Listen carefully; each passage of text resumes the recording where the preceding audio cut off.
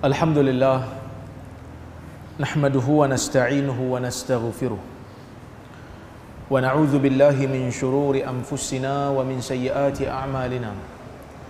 Man yahdihillahu fala mudilla lahu wa man yudlil fala hadiya lahu.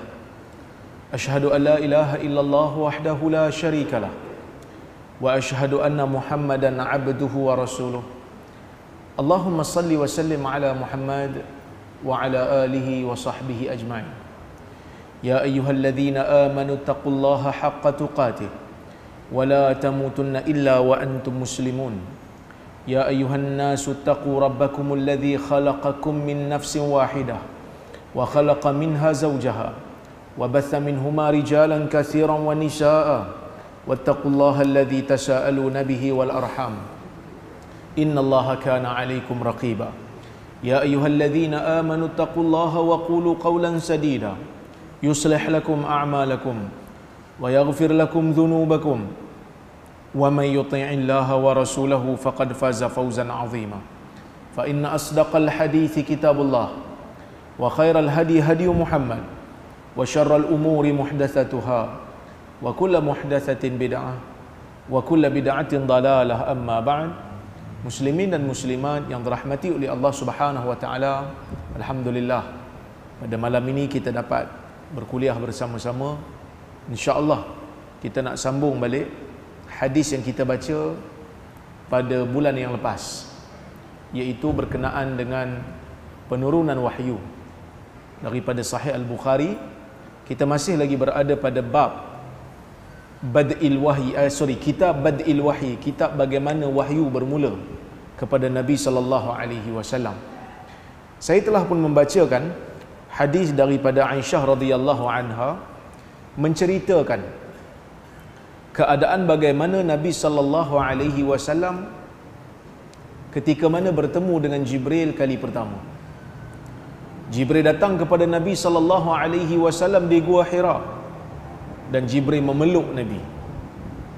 Jibril peluk Nabi sehingga Nabi kata, hatta balagha minni al-jahd summa arsalani. Jibril peluk saya.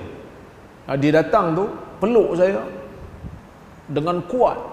Ghattani fa akhadhani, dia tangkap saya, dia peluk sehingga saya penat.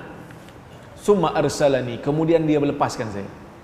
Wa qala iqra, lalu dia katakan kepada saya, iqra, baca. Faqultu ma ana biqari. Nabi sallallahu alaihi wasallam mengatakan, aku bukanlah seorang pembaca. Nabi tak boleh baca. Nabi adalah seorang yang buta huruf. Bahkan Nabi sallallahu alaihi wasallam merupakan seorang yang tidak pandai untuk bersyair pun. Wa ma 'allamnahu asy-syi'ra wa ma yanbaghi lah. Tidaklah kami mengajar Muhammad itu akan syair, dan syair itu tidak pantas untuk Nabi SAW. Kenapa Allah Subhanahu wa taala jadikan Nabi kita ni buta huruf sebelum menerima wahyu? Kerana nak menutup ruang mulut-mulut orang yang akan mengatakan bahawasanya Nabi itu adalah pencipta Al-Quran. Dan cabaran demi cabaran daripada ayat Al-Quran untuk manusia ni bawa satu ayat sama seperti Al-Quran kalau boleh. Tetapi sehingga sekarang tak ada siapa pun yang boleh menandingi keindahan bahasa Al-Quran. Maka bila Jibril dah peluk 3 kali tu, saya dah hurai sebelum ni, dia punya tujuan dia adalah untuk menjadikan Nabi sallallahu alaihi wasallam fokus. Jangan fikir pasal benda lain, fokus terhadap apa yang nak disampaikan. Fokus apa yang nak disebutkan oleh Jibril. Kerana ni merupakan ayat yang ataupun wahyu yang pertama yang turun kepada Nabi sallallahu alaihi wasallam daripada Al-Quran. Maka dibacakan surah Iqra, dan saya telah pun hurai. Dah hurai ke? Iqra bismi rabbikal ladzi khalaq khalaqal insana min 'alaq. Saya dah hurai dah, kalau tak silap. Kan? Tuan-tuan tak ingat kan? Tak ingat pun tak apalah. Yang penting datang kuliah. Tak ingat pun tak apa. Kan? Okey? Iqra wa rabbukal akram. Kemudian bila selesai membacakan beberapa ayat daripada suratul Alaq, Aisyah mengatakan, faraja'a biha Rasulullah sallallahu alaihi wasallam yarjufu fuaduh. Cuma mungkin ada yang tertanya, waktu ni Aisyah dah ada dengan Nabi ke tak ada? Ni waktu cerita dekat Gua Hira ni, Aisyah mana ada lagi dengan Nabi sallallahu alaihi wasallam, belum nikah lagi. Kaedah yang tuan-tuan kena ambil, bila mana Nabi sallallahu alaihi wasallam hidup bersama dengan Khadijah, Nabi tidak kahwin lain. Nabi tak kahwin lain. Bila Khadijah wafat, barulah Nabi sallallahu alaihi wasallam nikah dengan Aisyah, dan Nabi sallallahu alaihi wasallam menikah dengan Saudah. Para ulama sirah berbeza pendapat. Ada yang kata Nabi menikah dengan Aisyah dulu, ada yang kata Nabi menikah dengan Saudah dulu. Khilaf di kalangan para ulama. Tapi hidup Nabi sallallahu alaihi wasallam bersama dengan Khadijah, Nabi tak nikah dengan orang lain. Khadijah wafat, barulah Nabi menikah dengan isteri-isteri yang lain. Jadi bila tak ada, Khadijah ada waktu ni. Khadijah yang mempersiapkan kelengkapan Nabi SAW pergi ke Gua Hira. Dah macam mana Aisyah boleh cerita pula? Kalau tuan-tuan tengok dalam hadis ni, Aisyah cerita tanpa memberitahu pada kita siapa yang bagi tahu kat dia. Oleh kerana itulah hadis ni termasuk dalam bab marasilus sahabi ataupun marasilus sahabah. Ni orang yang belajar ulum hadis dia tahulah. Dia ada satu istilah dipanggil hadis mursalus sahabi. Sahabat riwayat daripada sahabat lain. Seorang sahabat Nabi sallallahu alaihi wasallam riwayat daripada sahabat lain, yang mana sahabat tu yang dengar daripada Nabi, sahabat ni tak dengar. Katalah saya ni sahabat Nabi, saya ambil daripada seorang lagi sahabat Nabi, dia yang dengar daripada Nabi, saya tak dengar. Tapi bila saya nak riwayat kepada anak murid saya tak sebut nama dia, saya terus pada Nabi sallallahu alaihi wasallam. Kalau tabi'in yang buat macam tu, hadis tu dhaif, kecuali kita dapat bukti tengah-tengah tu siapa. Kenapa? Kerana tabi'in boleh ambil daripada tabi'in lain. Tabi'in ni kemungkinan dia boleh dengar daripada tabi'in lain, yang mana tabi'in lain tu mungkin dia dhaif. Kemungkinan dhaif itu menjadikan ulama hadis berhati-hati, kita tak boleh terima riwayat ni sehingga datang bukti. Tapi kalau sahabat yang buat, majoriti ulama hadis mengatakan kalau sahabat yang buat benda ni, sahabat dengar daripada sahabat lain ataupun dengar pada orang lain, bila dia riwayat dia tak bagi tahu nama sahabat yang dia dengar tu, tak jadi masalah. Sebab apa? As-sahabah kulluhum udul. Ni kaedah ahli sunnah wal jamaah. Sahabat semua jujur. Sahabat Nabi sallallahu alaihi wasallam ni jujur semua. Tak ada lagi pembuktian sahabat menipu dalam hadis, tak ada. Bahkan buat apa dia orang tipu? Tak ada kepentingan pun untuk dia orang tipu. Dia orang dah buang dunia kerana nak ikut Nabi sallallahu alaihi wasallam.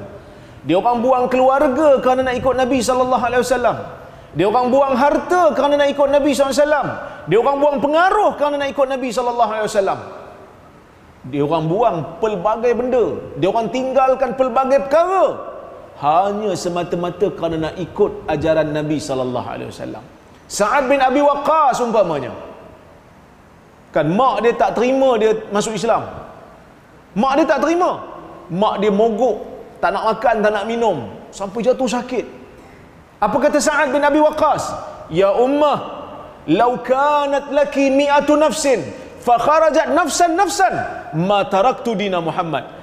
Wahai ibuku, kalau engkau ada 100 nyawa, keluar satu-satu nyawa engkau, aku tidak meninggalkan agama Muhammad. Faqarajat nafsan ma taraktu dina Muhammad, aku tak akan tinggalkan agama ni. Sa'ad bin Abi Waqqas mendahulukan ajaran agama. Mus'ab meninggalkan kekayaan dunia. Abu Bakar meninggalkan negeri, meninggalkan negara. Bilal tinggalkan negara.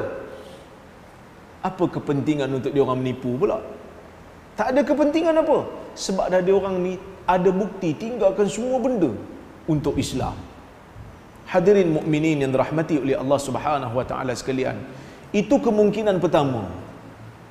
Kemungkinan pertama, mungkin Aisyah dengar daripada sahabat lain yang hidup bersama dengan Nabi sallallahu alaihi wasallam pada waktu itu. Mungkin Aisyah dengar daripada Ali. Mungkin Aisyah dengar daripada Ibnu Mas'ud. Mungkin Aisyah dengar daripada Sa'ad bin Abi Waqqas. Mungkin.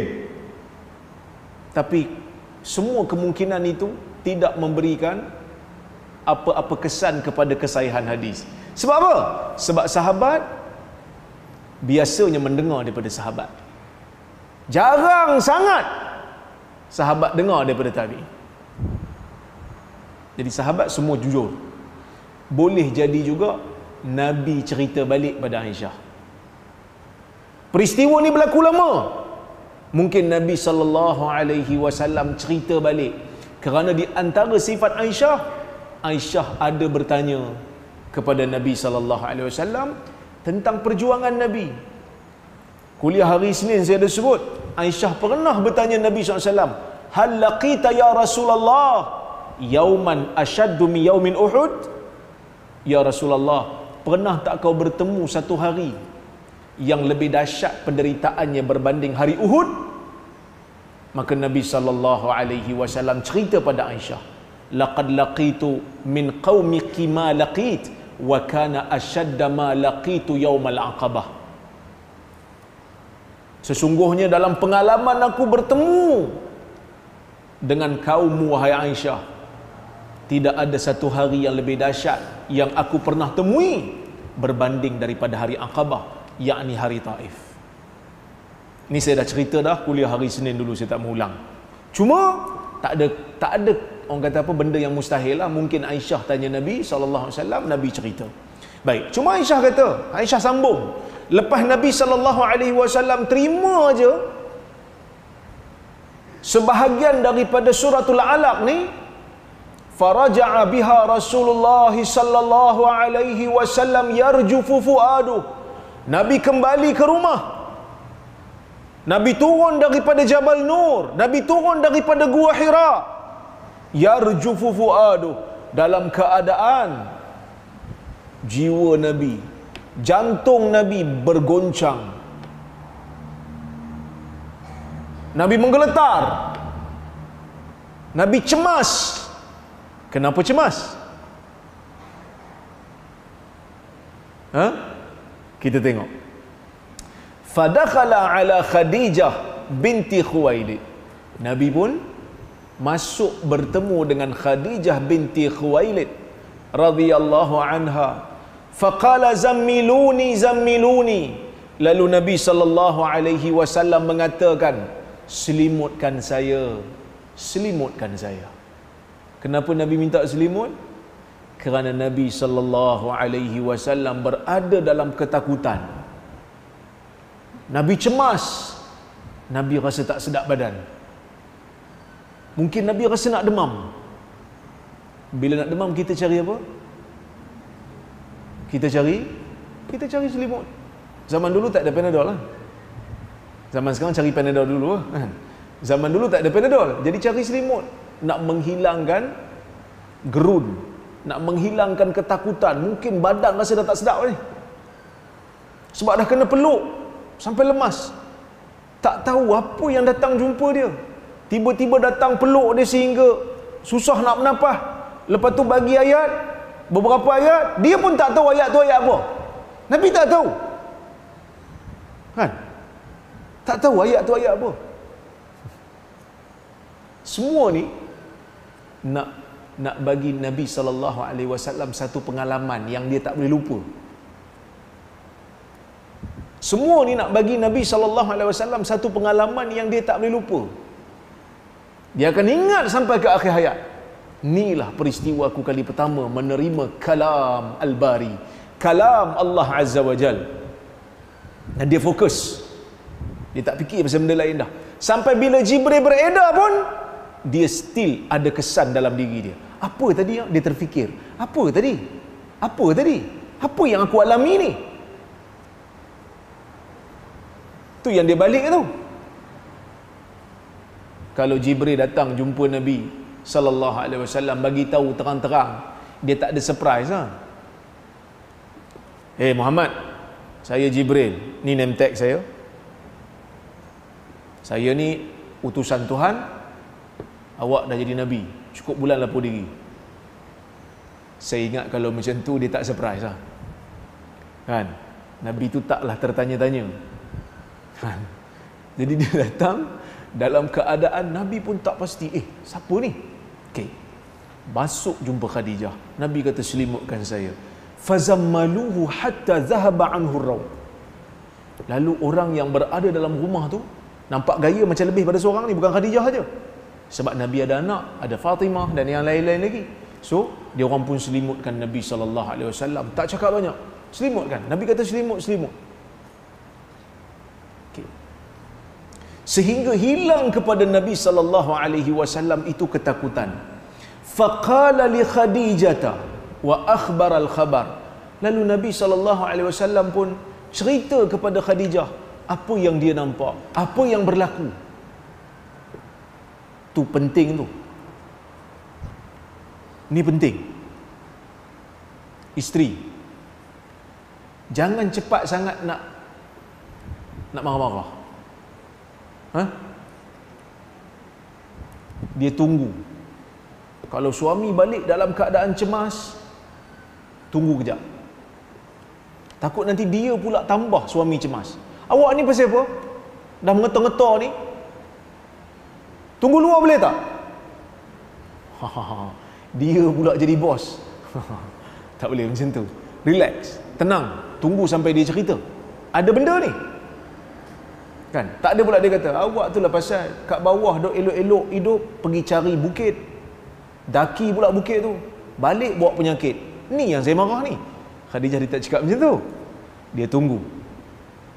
Tapi sebab Khadijah tu dapat suami macam Nabi Muhammad, bini kita dapat kita. Tu beza sikit dia punya dialog tu. Ini saya backing sikit lah kawan ibu kan. Kawan ibu pun senyum je nampak. Mula-mula tu macam tak puas hati sikit. Baik. Tapi dia tunggu. Ni Khadijah, dia tunggu. Maka dia selimutkan, baru Nabi cerita. Nabi kata apa? Laqad khashitu ala nafsi. Sesungguhnya aku takut dengan diri aku. Dia cerita dulu apa yang berlaku. Lepas tu Nabi sebut kat Khadijah, aku takut ni dengan apa yang berlaku. Aku takut atas diri aku. Para ulama, seperti mana yang dinukilkan oleh Ibnu Hajar dalam Fathul Bari, dia kata para ulama berbeza pendapat. Apa sebab Nabi takut? Ada yang kata Nabi SAW takut kerana dia rasa berkemungkinan dia terkena penyakit gila, junun. Sebab dia tak pasti apa yang datang jumpa dia, penyakit ke apa, nak gila ke aku ni. Itu tafsiran pertama. Tafsiran yang kedua, berkemungkinan Nabi rasa, ni tafsiran saja ya? Berkemungkinan Nabi rasa yang diri dia akan mati disebabkan ketakutan yang teramat sangat. Takut sangat. Nabi kata, aku takut ni, mungkin aku nak mati ni. Ada juga yang kata Nabi SAW takut yang diri dia ditimpa sakit. Ada juga yang kata bukan sekadar sakit, Nabi bimbang diri dia akan terus berterusan dalam sakit ni dan mungkin datang lagi. Ada juga yang kata Nabi SAW rasa takut untuk takut dia tak mampu nak bawa risalah ni. Tapi tafsiran ni tak kena. Sebab Nabi tu tak tahu dia jadi Nabi. Nanti kita akan tengok. Nabi tu tak tahu. Maka Tafsiran yang hampir betul ialah mungkin Nabi rasa dia terkena penyakit ataupun akan meninggal dunia. Apa kata Khadijah? Khadijah kata kalla, tidak. Khadijah kata, bila Nabi kata dia takut aja, Khadijah kata tidak. Wallahi la yukhzikallahu abada. Demi Allah, sekali-kali Allah tidak akan mengecewakan kamu, meninggalkan kamu, mengabaikan kamu selama-lamanya. Fa innaka latasilur rahim wa tahmilul kal wa taksibul ma'dum wa taqrid dhaif wa tu'inu ala nawaibil haqq. Khadijah kata tidak. Khadijah potong terus. Jangan dok ingat macam itulah. Demi Allah, Allah sekali-kali tidak akan membiarkan kamu, mengabaikan kamu, meninggalkan kamu dalam keadaan tanpa bantuan. Allah tidak akan mensia-siakan kamu, wahai suamiku.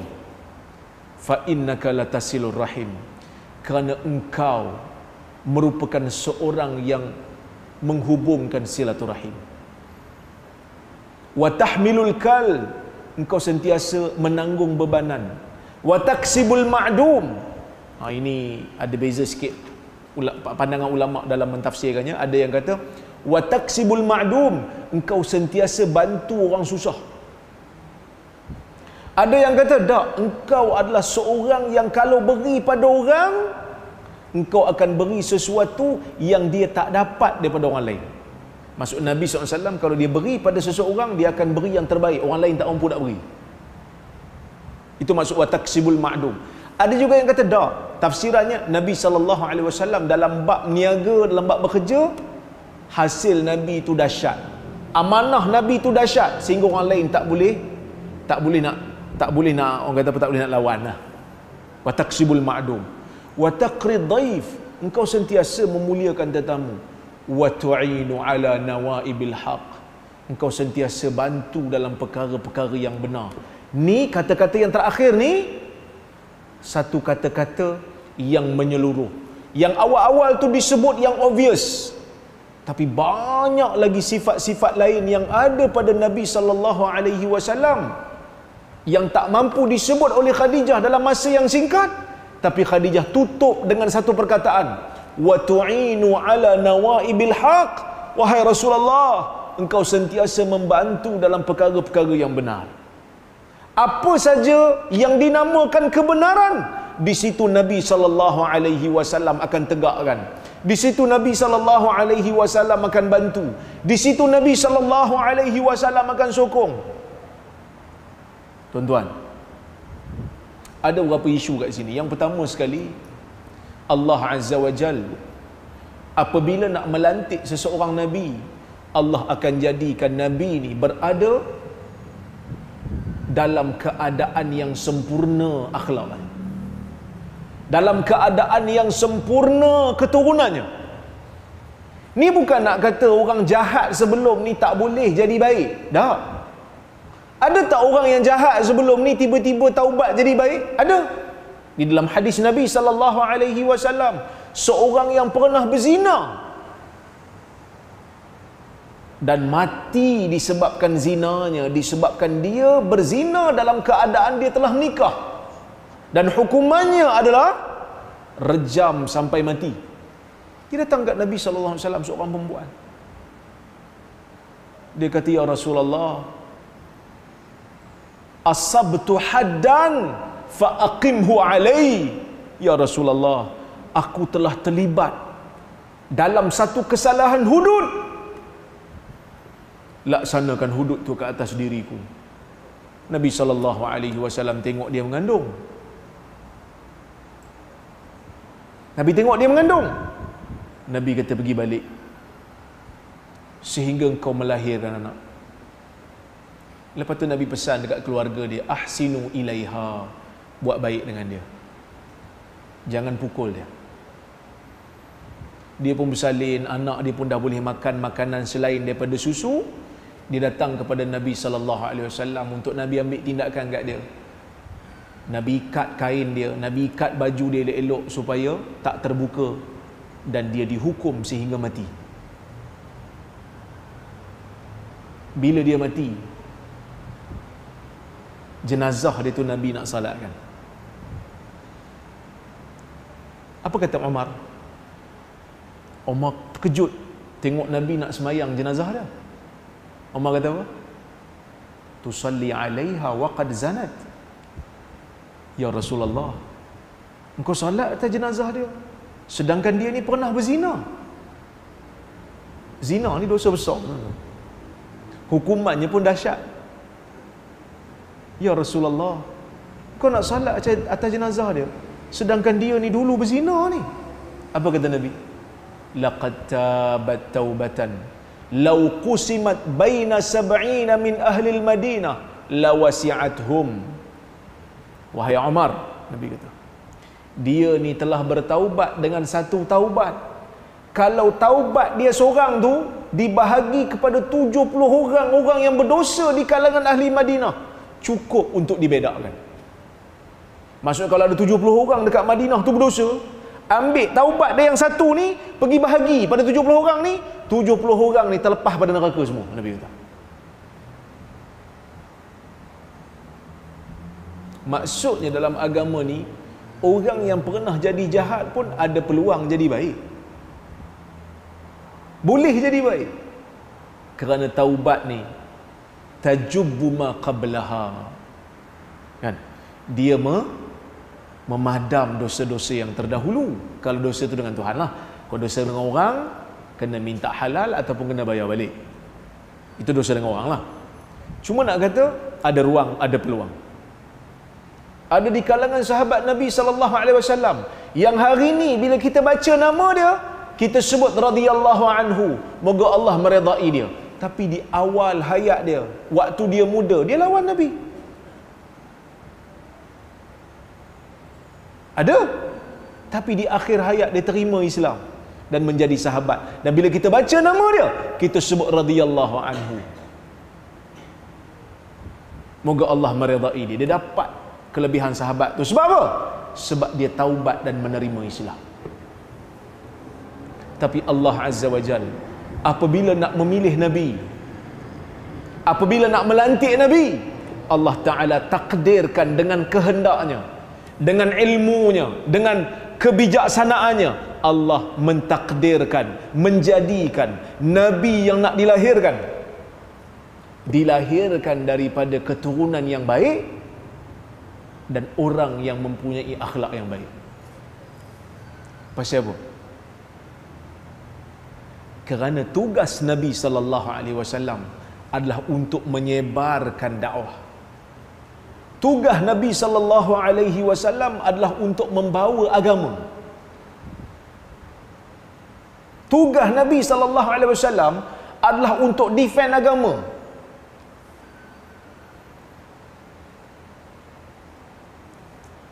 Kalau Allah Ta'ala takdirkan Nabi lahir daripada keturunan yang tak baik, boleh ke tak boleh?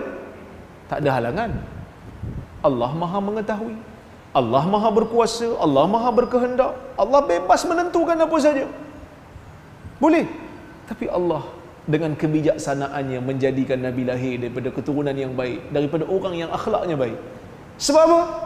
Sebab bila Nabi ni dilantik, dia boleh meneruskan mission, dia boleh meneruskan misi dia untuk menyebarkan agama, dan dia pertahankan agama. Kalau dia lahir daripada keturunan yang sedikit problem, akhlaknya pun sebelum ni problem, orang akan pertikaikan keluarganya dan orang akan pertikaikan akhlaknya. Jenuh pula dia nak defend diri dia. Kalau Nabi ni pernah menipu sebelum jadi Nabi, orang akan kata, tak payah cakap banyak lah woi, hang tu menipu.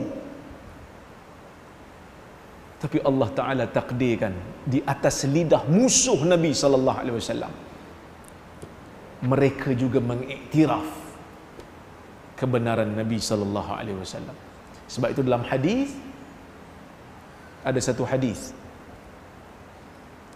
riwayat Al-Imam Al-Bukhari, Sa'ad bin Mu'az, seorang pemimpin daripada kalangan orang-orang Ansar, pergi ke Mekah mu'tamiran, pergi ke Mekah dalam keadaan nak melakukan umrah. Maka dia pun berhenti dekat satu rumah. Rumah siapa? Umayyah bin Khalaf. Waktu ni waktu di mana Nabi sallallahu alaihi wasallam telah pindah ke Madinah. Kita semua tahu, waktu Nabi SAW pindah ke Madinah, Nabi, he was the most wanted person in Mekah kan. Dia adalah orang yang paling dikehendaki di Mekah. Sampai Quraisy keluarkan tawaran. Tu apa ni, Suraqah bin Malik tu nak tangkap dia tu. Selamat Nabi SAW sampai dekat Madinah. Bila sampai dekat Madinah, Nabi berdakwah. Sa'ad bin Mu'az di antara orang yang lawan Islam ni mula-mula. Sebelum Nabi pindah, Nabi hantar Mus'ab. Nabi hantar dulu Mus'ab pergi ajar Quran, pergi dakwah, hajar tentang Islam. Dua orang tak puas hati, Sa'ad bin Mu'az dan juga Usaid bin Al-Hudayr. Dua-dua ni marah sungguh dekat Mus'ab. Tapi Mus'ab sebut dekat Usaid. Masa Usaid konfront dia, "Pasal apa kau datang sini pecahkan kami?" Mus'ab kata, "Dengar dulu boleh tak? Kalau kau suka kau boleh ambil. Kalau tak suka kami tak ganggu kau lagi." Usaid ni pun bersedia untuk dengar dan akhirnya diterima Islam. Akhirnya Sa'ad bin Mu'az pun terima juga Islam. Tu kadang-kadang penting tu, dengar dulu.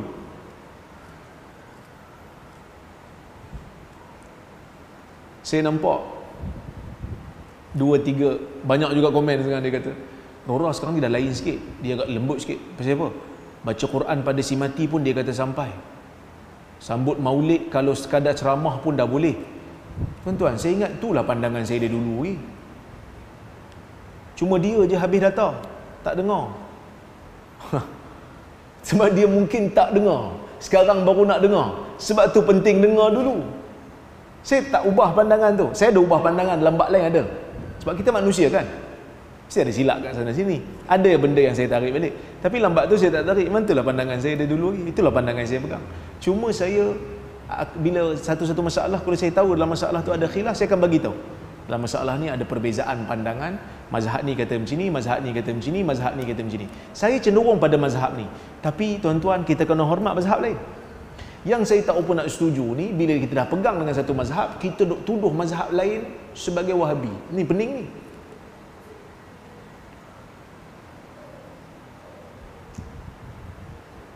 Kita kat Perlis ni kita memang lain sikit. Nah, mana tak lain kan? AJK Fatwa ni pun PhD holders. Kadang-kadang dalam mesyuarat tu bertengkar juga. Masing-masing ada pandangan kan? Kadang-kadang sampai 2-3 kali mesyuarat tak buat keputusan. Tapi cuma ni bukan nak puji apa. Tapi tuan-tuan, mufti kita ni kental lah kan. 2-3 mesyuarat tak buat keputusan. Dia relax kan. Akhirnya dia ambil jalan. Kadang-kadang terpaksa ambil jalan tengah. Bagi pendapat ni, bagi pendapat ni. Bagi dua dalam fatwa. Cenderung fatwa ke arah ni. Ada juga yang kadang-kadang ahli fatwa tak mau sign. Saya dalam masalah ni saya tak setuju keputusan ni. Ada? Dia tak mau sign. Jadi kalau tuan-tuan tengok fatwa Perlis, kena tengok senarai ahli fatwa bawah tu. Kalau ada yang tak ada, kena tengok dalam senarai tak hadir. Kalau dia tak hadir, memang dia tak ada lah. Tapi kalau dia hadir tapi dia tak ada, maksudnya dia tak setuju. Mungkin dia tak setuju masa tu.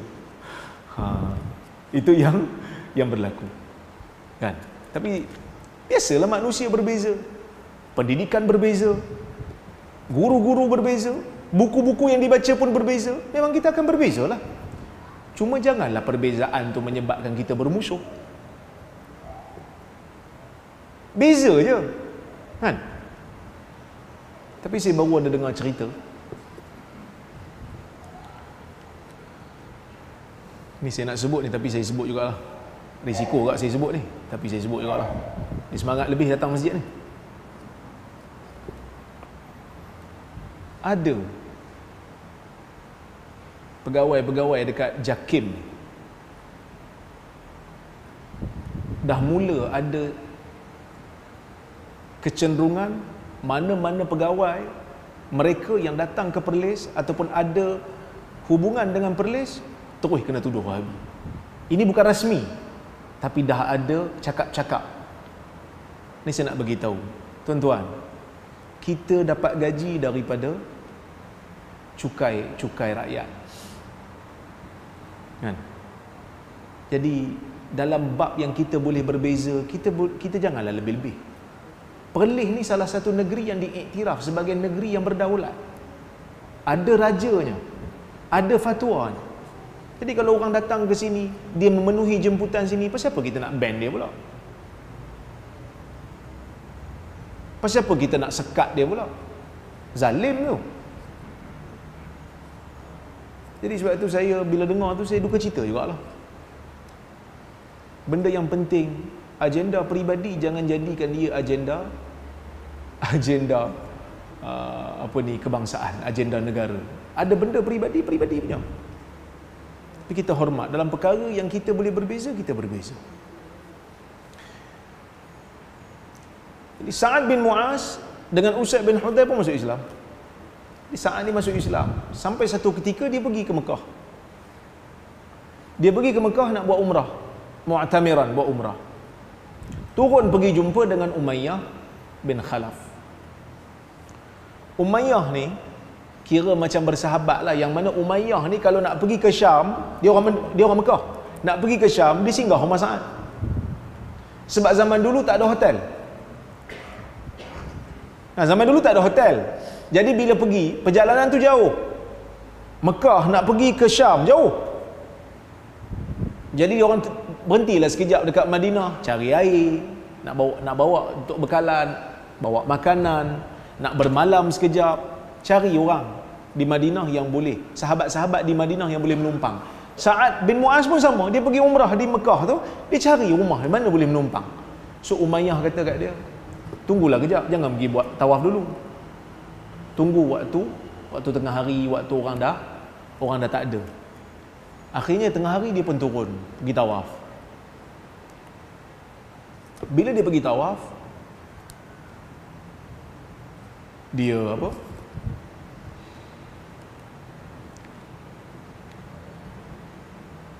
dia terjumpa dengan Abu Jahal.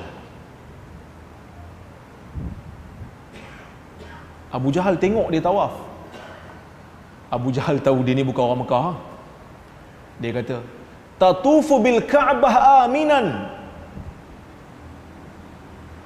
wa awaitum Muhammadan wa ashabah." Engkau tawaf di Kaabah dalam keadaan selamat, sedangkan engkau dan kaum kau memberikan perlindungan kepada Muhammad dan sahabatnya. Maksud kau tahu, kami memang nakkan Muhammad, kami nakkan orang Islam, kami nak tangkap dia. Tiba-tiba kau boleh datang sini, kau boleh tawaf di sini dalam keadaan selamat, engkau penyebab kami tak boleh tangkap dia.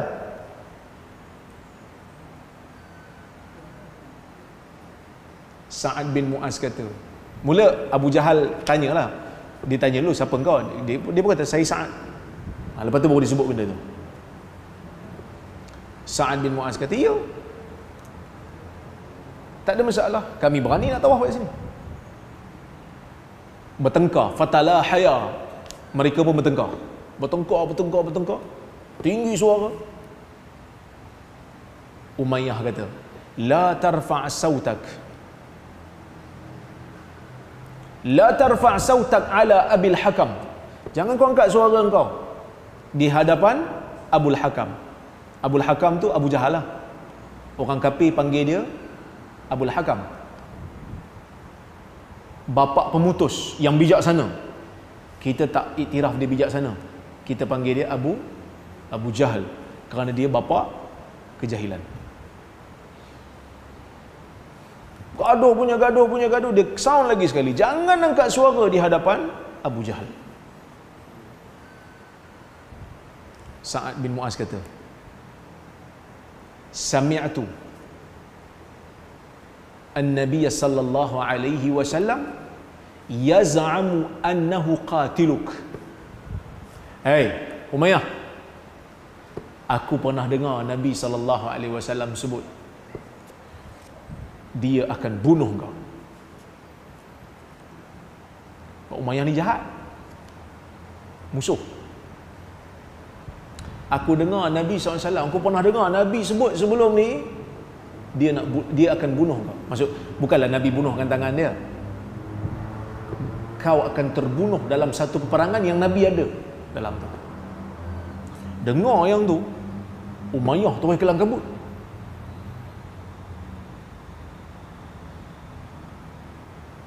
Dia balik ke rumah, dia jumpa isteri dia, dia muka cemas. Bini dia tanya kenapa, dia kata kau dengar tak apa ni, hal sami'ti min akhiki al-Yathribi, kau dengar tak apa yang saudara kita daripada Yathrib, daripada Madinah tu cakap? Dia kata Muhammad akan bunuh aku.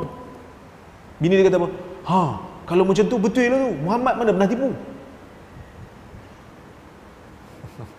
Bini dia tak bagi dia keluar, jangan keluar daripada rumah. Tapi akhirnya setelah didesak-desak oleh Abu Jahal, dia keluar juga di Badar dan dia terkorban di Badar.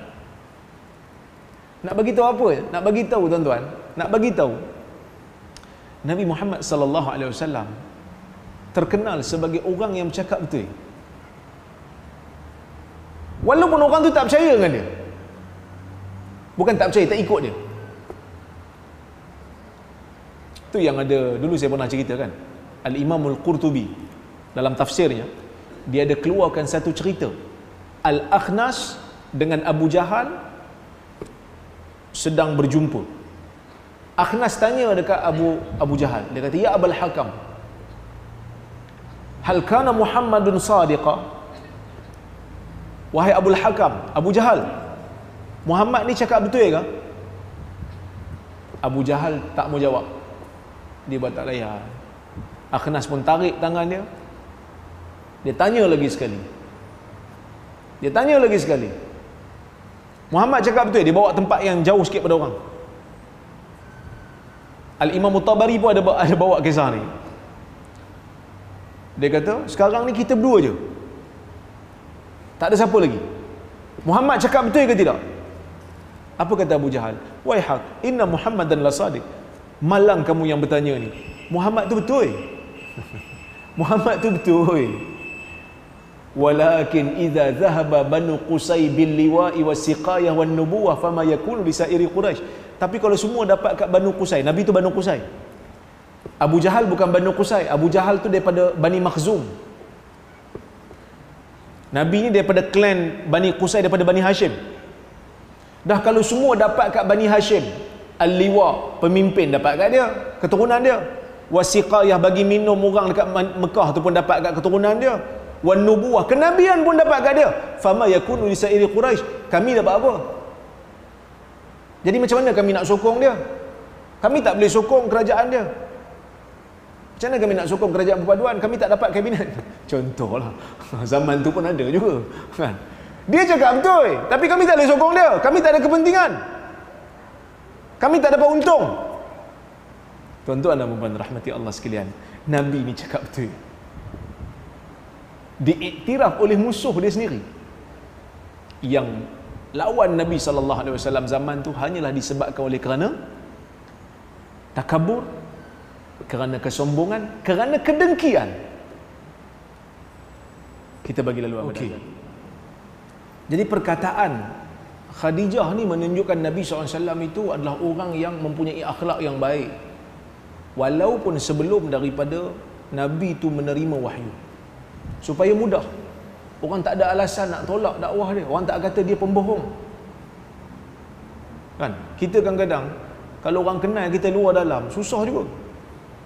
Hang tak payah nak cong aku lah, kata orang Perak. Hang tak payah nak cong aku tahu hang ni. Oh, jenuh kita.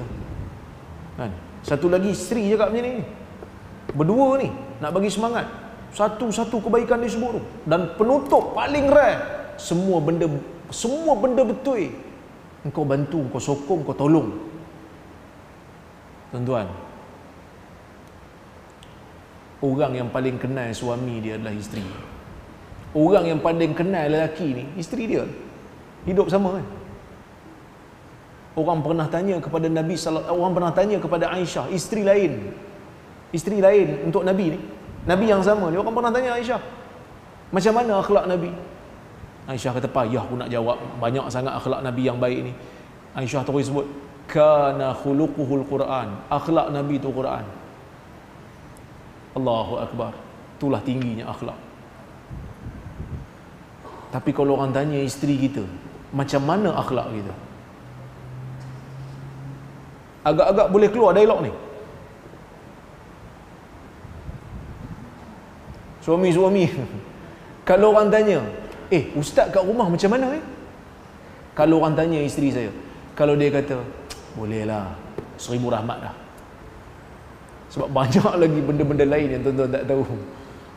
Sama kita pun ada kelemahan kan. Tapi Nabi SAW berada pada kedudukan akhlak yang sangat tinggi. Wa innaka la'ala khuluqin azim. Allah Subhanahu wa taala pelihara Nabi ni. Tara Nabi akhlak baik, tak pernah bohong, tolong benda yang betul.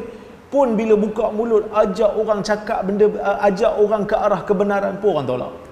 Jadi kalau kita yang banyak kelemahan ni, ajak orang balik pada sunnah, ajak orang buat benda baik, ajak orang amalkan yang sahih daripada sunnah Nabi SAW, tiba-tiba orang marah, orang maki, orang kutuk, orang pangkah muka, kira okey lah, no big deal lah kan. Itu mungkin kafarah kita zaman kita ada masalah dulu lah kot, insya-Allah. Baik. Fantalaqat bihi Khadijah hatta atat bihi Waraqah ibn Naufal ibni Asad bi ibni Abdul Uzza. Khadijah nak pujuk, nak tafsir tak tahu, dia cuma boleh pujuk lah. Tapi dia bawa Nabi SAW pergi jumpa dengan satu orang yang mungkin tahu, yang mungkin tahu, boleh hurai masalah ni. Dia pun bawa Nabi SAW pergi jumpa dengan Waraqah bin Naufal. Siapa Waraqah bin Naufal?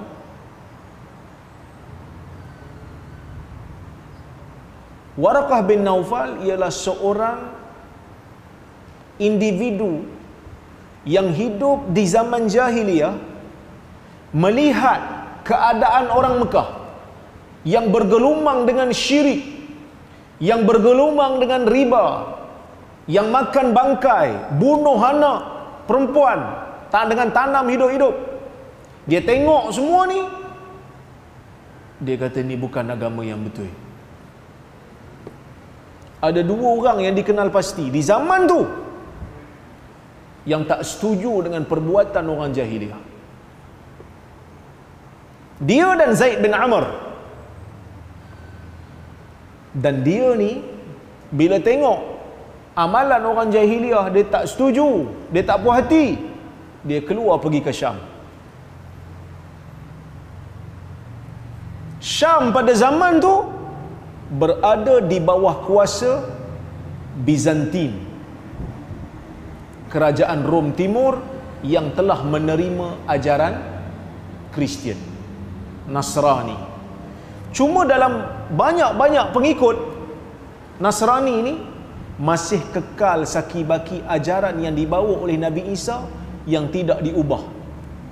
Nasrani sekarang ni dah diubah dah. Tapi ada zaman tu yang masih kekal, yang tak diubah, berada di atas ajaran tauhid. Punya powernya Waraqah ni diceritakan di dalam hadis ni. Sebab tu Khadijah pergi bawa Nabi SAW jumpa dengan orang ni, Waraqah ni. Okey.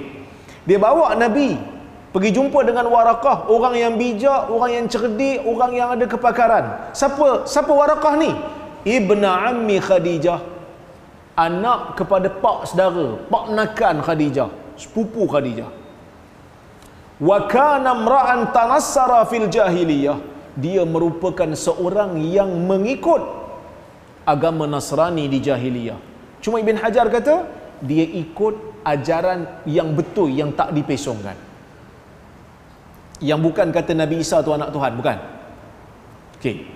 Wa kana yaktubul kitab al-ibrani, Dan powernya dia ni bukan hanya sekadar dia ikut ajaran Nabi Isa tau. Dia boleh berbahasa Hebrew, boleh menulis dalam Hebrew, Ibrani, Hebrew. Fayaktubu minal injili bil ibraniyah ma sya'allahu ay yaktub. Dia boleh menulis Injil dalam bahasa Ibrani, Masya Allah, yang Allah inginkan, yang Allah izinkan dia boleh tulis. Maksud dia orang Arab, dan dia boleh berbahasa Hebrew. Okey, bila dia boleh bahasa Hebrew, dia boleh juga baca Taurat. Injil pun dia baca. Okey. Wa kana syaikhan kabiran qad ami. Waktu Nabi SAW jumpa dia, dia adalah seorang yang tua dan telah pun buta matanya. Dah buta dah, tak nampak dah. Faqalat lahu Khadijah. Khadijah pun kata, ya bna ammi, isma' min ibni akhik. Wahai sepupuku, dengarlah daripada anak saudaramu ini. Sebab dikatakan Nabi dengan Warakah ni pun ada keturunan daripada keturunan Qusay. So dia kira pangkat anak saudara lah. Khadijah pun kata, wahai sepupu saya, dengarlah daripada anak saudara kau ni.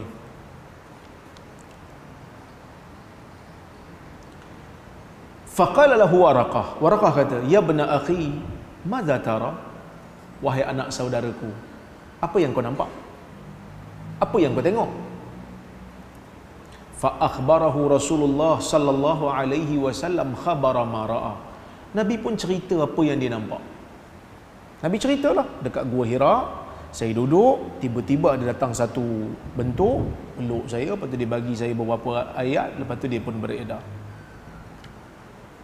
Tuan-tuan, ni manusia ada ilmu. Dia kata apa? Faqala lahu Waraqah, hadha an-namus alladhi nazzala Allahu ala Musa. Oh, yang tu namus yang Allah pernah hantar kepada Musa. Namus ni apa dia? Namus ni pembawa rahsia, iaitu pembawa wahyu. Oh, yang tu pembawa wahyu yang Allah turun pada Musa. Dia kan pengikut Nabi Isa, pasal apa dia sebut Musa?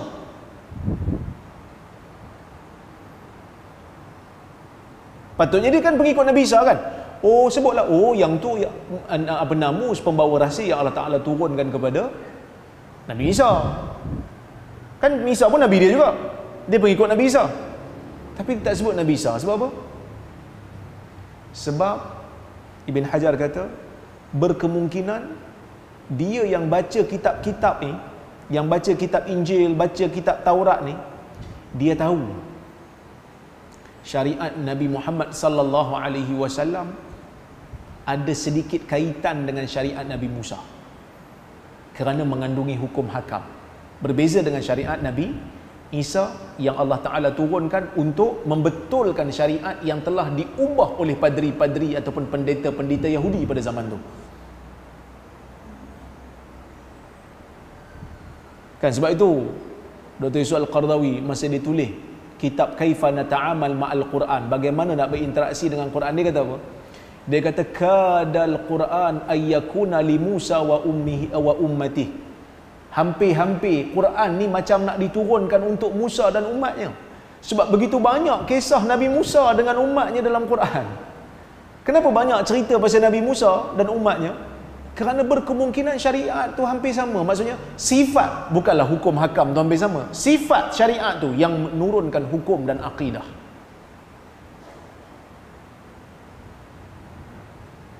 Dan berkemungkinan juga Allah Subhanahu Wa Ta'ala cerita banyak ni, mungkin Allah nak beri isyarat masalah kita yang kita hadapi sepanjang zaman adalah dengan golongan Yahudi. Sampai hari ni kan, sampai orang Islam pun kadang tak jadi kerja. Semua teori konspirasi belaka, Illuminati. Kalau orang tanya saya kata saya tak tolak, tapi saya taklah terlalu ekstrim nak kaitkan semua benda dengan Illuminati ni. Mungkin ada ke? Mungkin.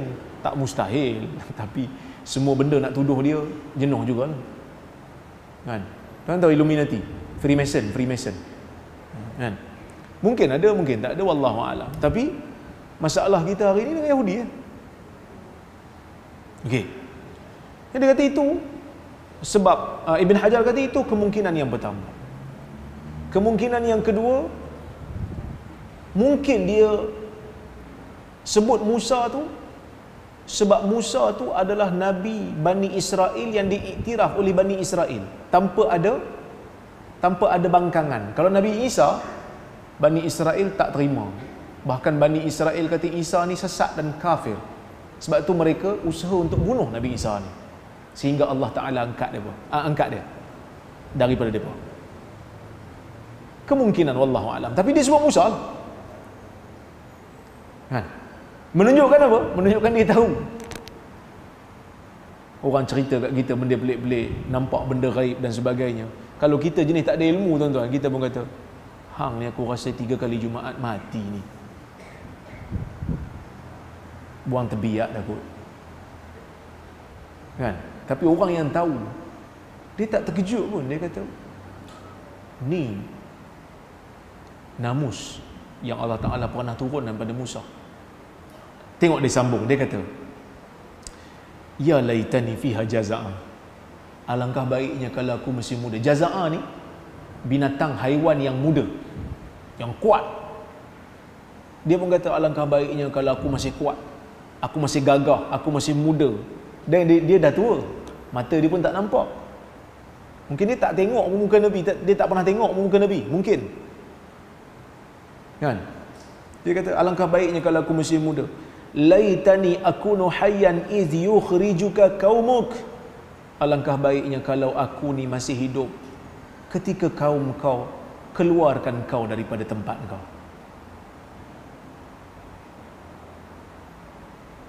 Dia sebut ni waktu ayat Quran turun baru sikit. Baru cerita pasal suruh baca. Baru cerita pasal kebesaran Allah dalam menciptakan manusia daripada satu keadaan yang dipanggil sebagai alaq. Ini teh huraian kuliah lepas. Baru cerita pasal kebesaran Tuhan. Dah dia tahu dah, Nabi ni nak kena halau nanti ni. Mana dia dapat tahu?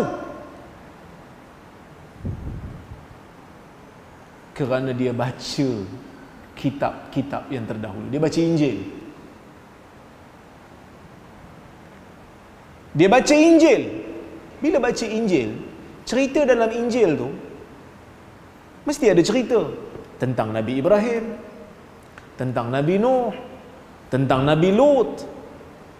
Mesti ada cerita. Dan apa cerita Nabi-Nabi dulu?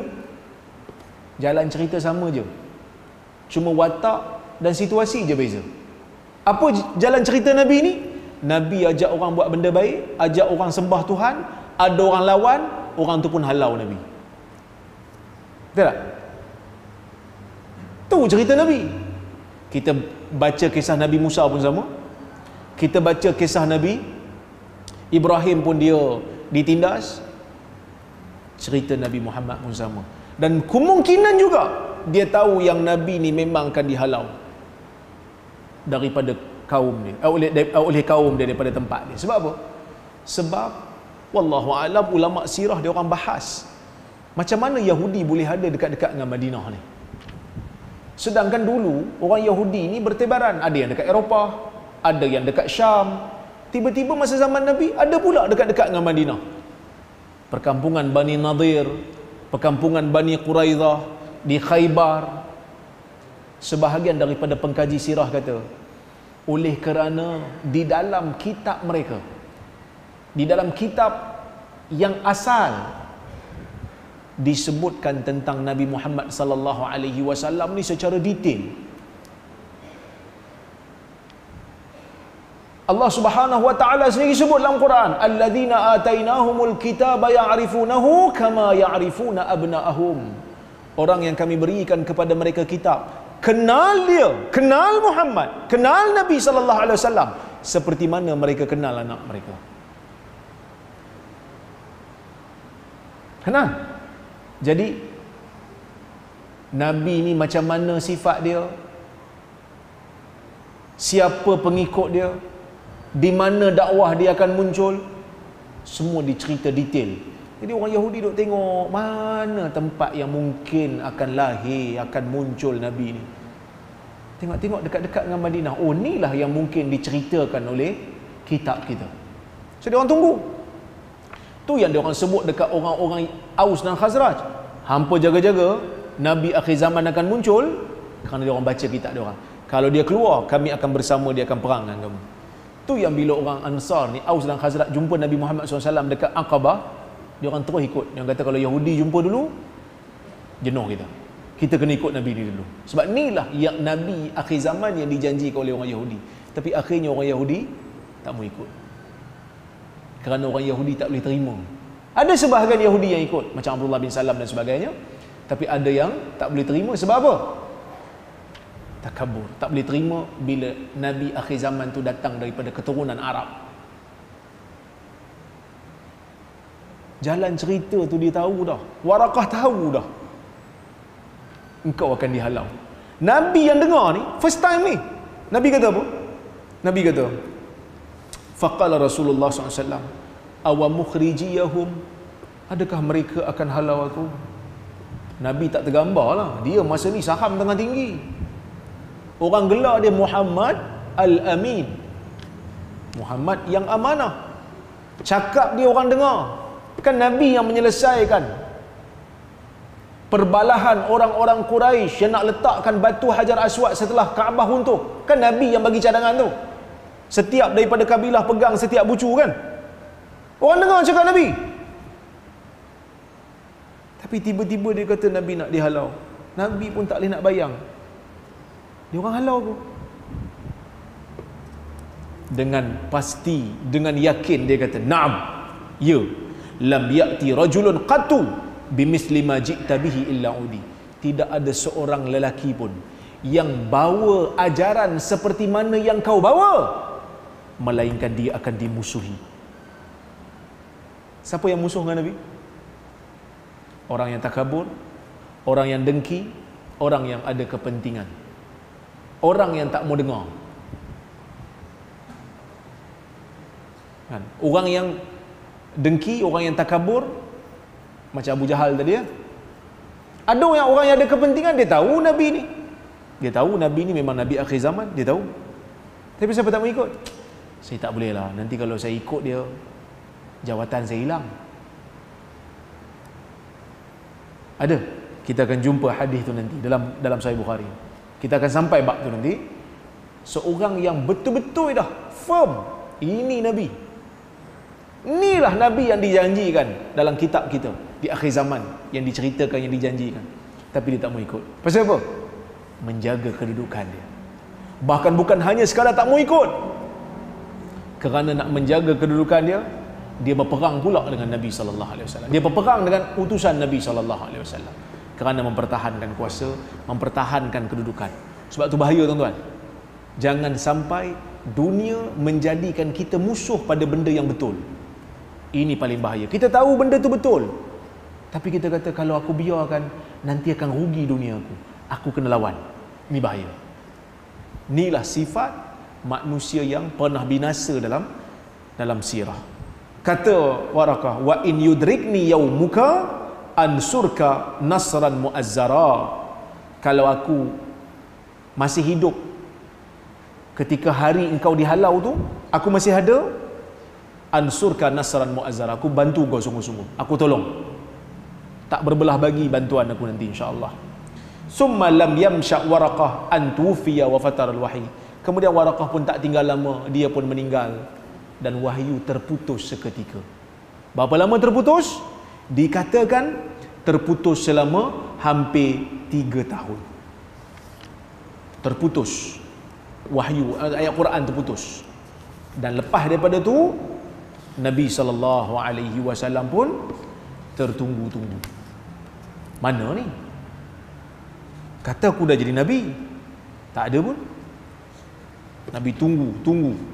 Akhirnya perasaan yang mula-mula takut tadi dah berubah menjadi tasyawuq, dah jadi rindu. Mana tak turun-turun lagi ni? Dan kita insya-Allah kita akan jumpa, hadis akan datang bagaimana wahyu yang kedua turun pada Nabi sallallahu alaihi wasallam dan bagaimana pula keadaan Nabi, insya-Allah. Jadi ada soalan? Komen ke kritik ke, saya ada silap kat mana-mana boleh bagi tahu.